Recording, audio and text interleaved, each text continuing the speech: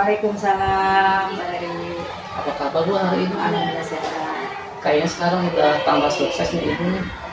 Amin, doanya semoga sehat selalu Mbak Dari ya. Iya Bu. Sebelumnya saya izin Bu, apakah Ibu punya waktu Bu hari ini? Ya, insya Allah Mbak Dari. Alhamdulillah. Jadi begini Bu, saya kesini ada maksud dan tujuan untuk wawancara dengan Ibu berkaitan dengan tugas program tur penggerak, yaitu modul 3.1 tentang pengambilan keputusan berdasarkan nilai-nilai kebajikan pemimpin seperti itu. Ini saya ada 8 pertanyaan yang insya Allah saya ajukan kepada Ibu. Tapi sebelumnya kayaknya Ibu semakin tambah sehat aja. Alhamdulillah doanya Mbak Dari juga ya, sehat selalu Mbak Dari ya. Iya, alhamdulillah. Saya senang. Lancar sampai selesai nanti. Amin. Terima kasih juga doanya Bu ya. Baik Bu, saya akan mulai. Yang pertama Bu, bagaimana yang biasa Ibu lakukan dalam pengambilan keputusan? Bagaimana Ibu mengidentifikasi permasalahan yang ada di sekolah, apakah termasuk dilema etika atau rujukan moral Bu? Biasanya kalau kita ada kasus-kasus di sekolah ya, itu memang ada yang dibilang dengan dilema etika. Dilema etika itu kan berkaitan dengan nilai-nilai yang ada di sekolah juga ya, apakah memang itu benar atau salah, kemudian individu juga melawan kelompok gitu ya. Jadi kalau untuk mengidentifikasi nanti kita lihat dulu permasalahannya seperti apa, seperti misalnya contohnya ketika ada anak yang memang sering terlambat ke sekolah, tapi anak ini tetap datang. Jadi itu kita juga memang menghadapi dilema etika. Apakah ini kita benarkan, ataukah memang ini memang salah, atau seperti apa. Jadi untuk hal seperti itu nanti bisa kita lihat dari permasalahan itu sendiri. Ya, jadi untuk mengidentifikasi apakah ini termasuk dilema etika atau rujukan moral, itu lihat berdasarkan pada akar persoalannya. Ya, jika persoalan itu mengandung nilai benar, dua-duanya benar, kemudian yang salah satunya adalah salah, itu bisa dikategorikan sebagai dilema etika dan rujukan moral. Mungkin seperti itu. Ya, betul sekali Pak. Iya, baik.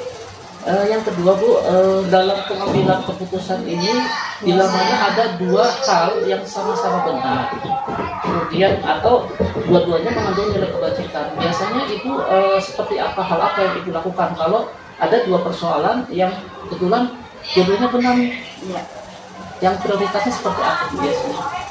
Biasanya kalau ada hal persoalan seperti itu, kita kumpulkan dulu informasinya, kita kumpulkan dulu data-datanya, kemudian kita identifikasi seperti apa. Nah setelah itu kita bentuk tim bagaimana kita mengatasi permasalahan tersebut agar nanti keputusan yang kita ambil itu bijak, kemudian juga berpihak kepada siswa tersebut, seperti itu. Artinya ketika ada dua persoalan yang sama-sama benar, kita melihat ada sesuatu yang mana lebih penting mungkin Bu ya? Iya. Atau ada skala prioritas? Ada skala prioritasnya. Iya, kadang-kadang kan begini Bu ya, kita bingung nih mengambil keputusan yang ini benar, yang ini tidak benar. Iya. Itu makanya hari ini alhamdulillah tadi Bu menyampaikan ada skala Prioritas. Itu. Dan itu juga memang harus diselesaikan sesegera mungkin. Oh iya, baik. Pertanyaan ketiga tuh ya, bagaimana langkah-langkah atau prosedur yang Ibu ambil ketika mengambil suatu keputusan? Langkah-langkahnya tadi seperti yang sudah saya utarakan di depan, kita kumpulkan dulu informasinya, kemudian kita identifikasi permasalahan seperti apa, kemudian kita bentuk tim juga, jadi tidak hanya saya, mungkin agar keputusan ini tidak sepihak dari saya sendiri, karena biasanya dengan guru-guru yang lain atau guru yang senior atau guru kelasnya, misalnya ketika itu terjadi di dalam kelas, itu mungkin keputusan nanti bisa lebih bijak. Dan itu tadi dari tim tadi kita bentuk dan kita buat keputusannya supaya lebih baik lagi dan diselesaikan secara segera mungkin. Ya, baik. Untuk pertanyaan keempat Bu, apakah ada hal yang efektif dalam pengambilan keputusan pada kasus dilema etika? Kalau untuk hal yang efektif itu pasti ada ya. Itu tadi kita buat skala prioritasnya, kemudian juga kita cari akar permasalahannya seperti apa, dan juga mungkin yang kita pertimbangkan adalah tadi untuk pemenuhan kebutuhan siswanya tersebut. Jika memang itu sangat urgent atau memang sangat kompleks, kita cari permasalahannya, kemudian solusinya supaya lebih tepat seperti apa. Iya, ya baik Bu.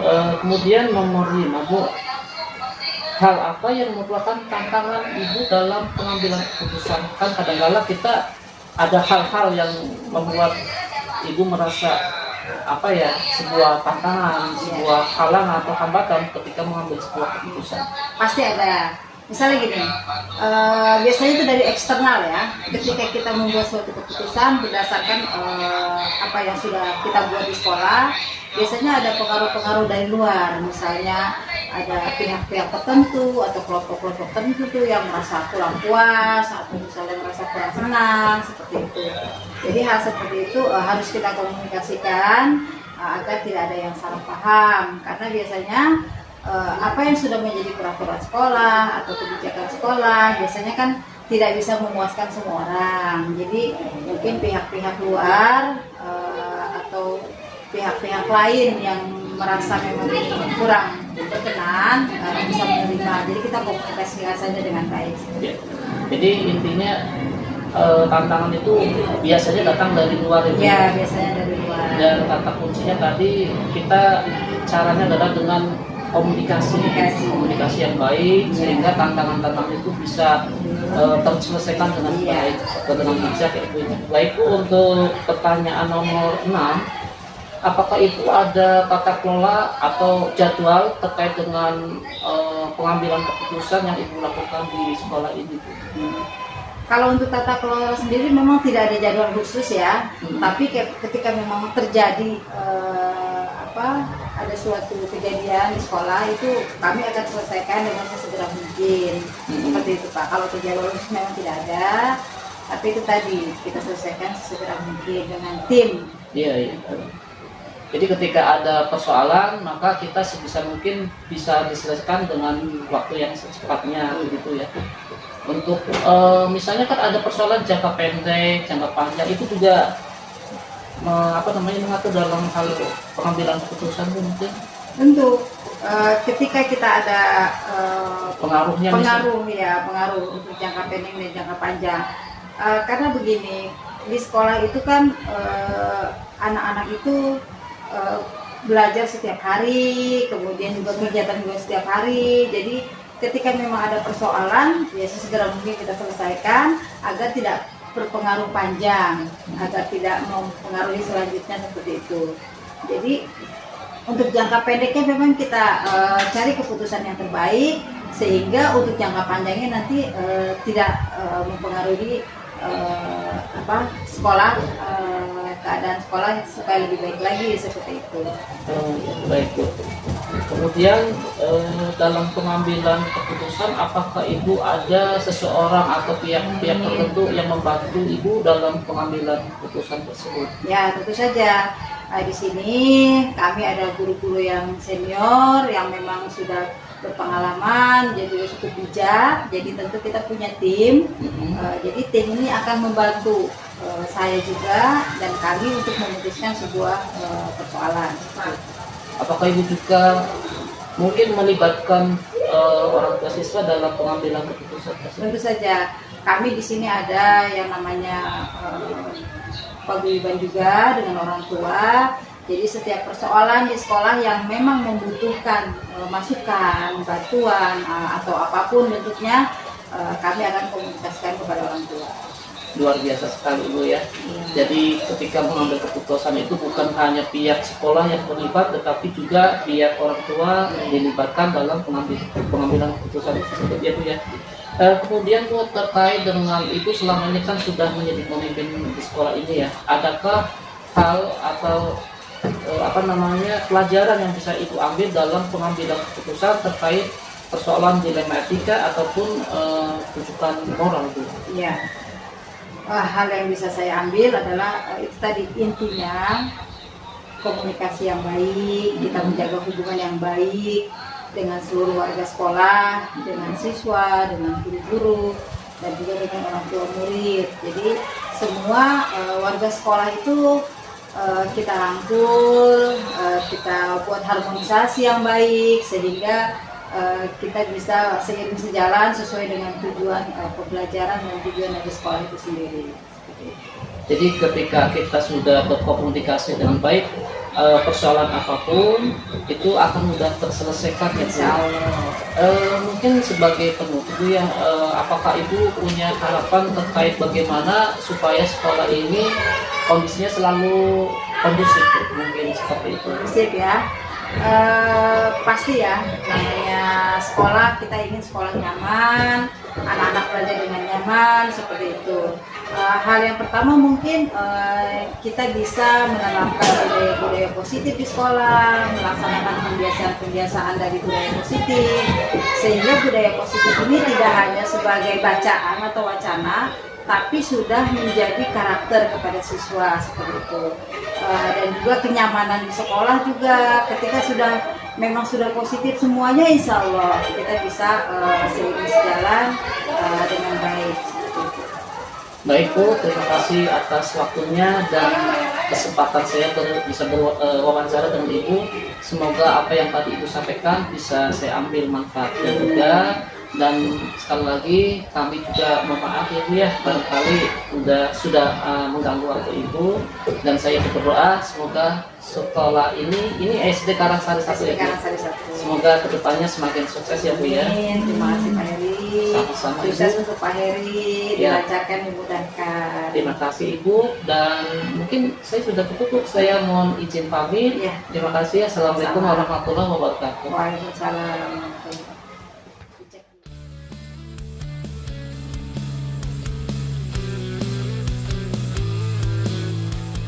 Assalamualaikum Bu. Waalaikumsalam warahmatullahi wabarakatuh. Mohon izin Bu, hari ini apakah Ibu punya waktu Bu untuk wawancara? Ya, silakan, nggak apa-apa. Baik Bu, terima kasih ya Bu ya. Ada 8 pertanyaan Bu yang akan saya ajukan berkaitan dengan bagaimana pengambilan keputusan yang biasa Ibu lakukan di sekolah ini. Pertanyaan pertama Bu, apa yang biasa Ibu lakukan dalam identifikasi kasus-kasus yang merupakan dilema etika atau rujukan moral Bu? Ya, untuk mengidentifikasi kasus-kasus dilema etika atau rujukan moral, di sini kita harus mengetahui dulu jenis kasus yang kita hadapi. Nah, kemudian melihat juga kepentingannya, apakah memang itu benar atau salah. Jika kasus dilema etika itu kedua posisi sama-sama benar, tapi kepentingan itu bisa bertentangan. Tetapi kalau kedua kepentingan tadi salah satunya melanggar hukum, maka dipastikan itu termasuk kasus rujukan moral. Ya, baik Bu. Jadi ketika itu sama-sama benar, artinya itu dilema etika itu ya. Tetapi kalau salah satunya melanggar hukum, maka itu kategorinya adalah Rujukan moral. rujukan moral. Baik Bu. Untuk pertanyaan kedua Bu, selama ini apa yang Ibu jalankan atau apa yang Ibu lakukan dalam pengambilan keputusan di sekolah Ibu, terutama dalam kasus-kasus di mana ada dua kepentingan yang sama-sama benar atau sama-sama mengandung nilai kewajiban? Ya, untuk kasus dilema etika di mana kedua kepentingan sama-sama benar, saya memperhatikan apakah masalah tersebut tinggi rendahnya muatan kepentingan. Misalnya, apakah itu kepentingan pribadi, kelompok, kesetiaan, kebenaran atau kejujuran, jangka pendek atau jangka panjang. Dan di samping itu juga saya memperhatikan sejauh mana dampak yang ditimbulkan dalam pengambilan keputusan tersebut. Dalam pengambilan keputusan itu Ibu berarti mengidentifikasi apakah itu kepentingan pribadi, kepentingan kelompok, kesetiaan, kebenaran atau kejujuran ya Bu ya? Betul Pak, jadi diidentifikasi terlebih dahulu. Baik Bu, untuk pertanyaan ketiga Bu, langkah-langkah atau prosedur seperti apa yang biasa Ibu lakukan selama ini Bu?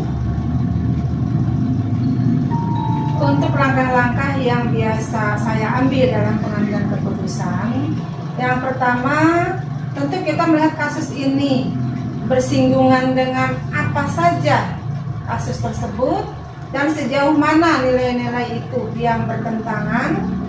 Dan yang kedua, kita lihat siapa yang terlibat di dalam permasalahan tersebut. Yang ketiga, kami juga melakukan pengumpulan data berupa fakta yang sudah terjadi, karena kemudian kami analisa dengan apa paradigma yang terjadi. Di sini setelah kita tahu faktanya, kita lihat kebenaran-kebenaran atau salah di kemudian hari. Setelah itu kita melakukan pengambilan keputusan. Kemudian setelah itu kita lakukan refleksi, apakah keputusan yang kita ambil itu sesuai dengan kaidah norma yang ada dan semua pihak dapat menerimanya, yang artinya semua pihak mendapatkan keadilan di situ. Baik, berarti ketika Ibu mengambil suatu keputusan harus sangat berhati-hati ya Bu ya. Betul. Takutnya ada yang merasa tidak nyaman dengan apa yang Ibu lakukan, atau mungkin bisa menimbulkan suatu hal yang tidak diinginkan di sekolah ya Bu ya. Betul. Untuk pertanyaan keempat Bu, hal-hal apa saja yang selama ini Ibu anggap efektif dalam pengambilan keputusan pada kasus-kasus dilema etika Bu? Hal yang dianggap efektif dalam menanggapi dalam pengambilan keputusan, misalnya kalau yang saya ambil dalam kasus dilema etika, dikatakan apabila sesuai dengan nilai-nilai dan tidak menimbulkan masalah di kemudian hari, itu saya kategorikan efektif dalam pengambilan keputusan tersebut. Baik, jadi untuk dalam kasus pengambilan dikategorikan efektif itu ketika dianggap suatu masalah itu tidak menimbulkan masalah yang di kemudian hari ya Bu ya. Selanjutnya Bu, untuk pertanyaan nomor 5, hal-hal apa saja yang selama ini merupakan tantangan dalam pengambilan keputusan pada kasus-kasus dilema etika Bu? Kalau berbicara tantangan ya, berarti ini tantangan yang terbesar tentunya datang dari pihak yang terlibat dalam memutuskan suatu permasalahan, yaitu upaya mempersatukan pemikiran dan kesepakatan yang memerlukan waktu yang panjang untuk menyamakannya. Di samping itu juga kami harus dapat memilih dan memilah solusi demi solusi yang akan mendapatkan keputusan terakhir, sehingga keputusan tersebut bisa diambil dengan seefektivitas mungkin, seefisien mungkin, yang menghasilkan keadilan untuk kedua belah pihak. Ya. Jadi tantangannya itu adalah pihak-pihak yang terlibat ya Bu ya. Ketika kita mengambil sebuah keputusan, tantangannya adalah bagaimana mempersatukan pemikiran dan kesepakatan yang memerlukan waktu yang cukup panjang. Di samping itu juga Ibu harus memilah solusi demi solusi yang disampaikan untuk dijadikan sebuah jawaban yang dapat diterima oleh semua orang. Luar biasa Ibu dalam dalam pengambilan keputusannya sudah memperhatikan aspirasi dari peserta guru yang ada di sekolah ini ya Bu ya. Betul. Selanjutnya Bu, untuk pertanyaan nomor 6, apakah Ibu memiliki sebuah tata kelola atau jadwal tertentu dalam sebuah penyelesaian kasus dilema etika? Apakah Ibu langsung menyelesaikan di tempat atau memiliki sebuah jadwal untuk menyelesaikannya? Bentuk atau prosedur seperti apa yang biasa Ibu jalankan? Tergantung kondisinya, kondisi kasus yang terjadi. Kadangkala ada keputusan yang harus kita putuskan segera, tetapi ada juga keputusan yang bisa kita undur. Kalau sifatnya yang segera, berarti kita tidak boleh membuat jadwal, karena harus kita langsung putuskan segera. Tetapi kalau masalah itu masih bisa kita tunda, berarti kita harus buat jadwal tertentu supaya hasil keputusannya efektif dan efisien. Ya, baik. Jadi dilihat dari apakah waktunya mendesak atau tidak ya Bu ya. Betul. Kalau waktunya sangat mendesak maka bisa dilakukan Segera. mungkin, tetapi bila mana masih ada waktu yang bisa waktu yang longgar bisa dilakukan pada waktu yang bisa dijadwalkan. Jadwalkan terlebih dahulu. Iya. Baik Bu, untuk pertanyaan nomor 7, adakah seseorang atau faktor-faktor apa yang selama ini mempermudah atau membantu Ibu dalam pengambilan keputusan dalam kasus-kasus dilema etika? Ya, untuk seseorang yang dapat mempermudah mengambil keputusan tergantung dengan permasalahan yang dihadapi.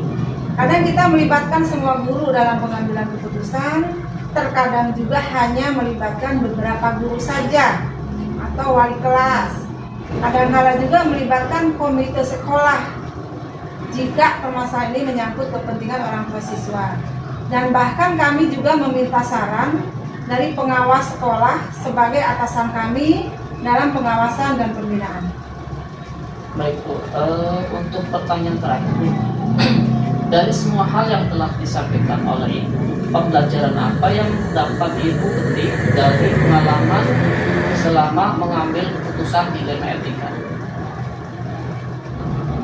Pembelajaran buat saya sebagai kepala sekolah, yang pertama adalah dalam mengidentifikasi kasus yang terjadi harus benar-benar dilakukan dengan pemikiran yang matang. Apakah termasuk kasus dilema etika atau apakah termasuk kasus rujukan moral? Kemudian ada kasus yang perlu diselesaikan segera, yang perlu saya putuskan sendiri, atau beberapa kasus yang diselesaikan secara kolektif karena memang memerlukan berbagai pendapat dari guru lain atau dari pihak lain. Selanjutnya dalam pengambilan keputusan, saya harus benar-benar memperhatikan kepentingan kedua sisi agar tidak menimbulkan gejolak berkelanjutan. Yang intinya kita harus bersikap adil ke semua pihak. Baik Bu, terima kasih dari 1 sampai 8 pertanyaan. Ini sangat bermanfaat buat saya Bu, dan untuk yang terakhir yang tadi Ibu simpulkan, hal-hal pelajaran yang bisa Ibu ambil itu juga mudah-mudahan bisa saya ambil manfaatnya buat saya Bu. Mungkin saya kira sudah cukup Bu waktunya. Mohon maaf kalau ada kesalahan dari saya dan bila mana mengganggu waktu Ibu. Saya ucapkan terima kasih ya Bu ya waktunya. Mudah-mudahan ilmu yang Ibu berikan bisa bermanfaat buat saya. Ya, amin. Semoga lancar untuk memenuhi tugas berikutnya. Ya, terima kasih Bu. Assalamualaikum. Waalaikumsalam.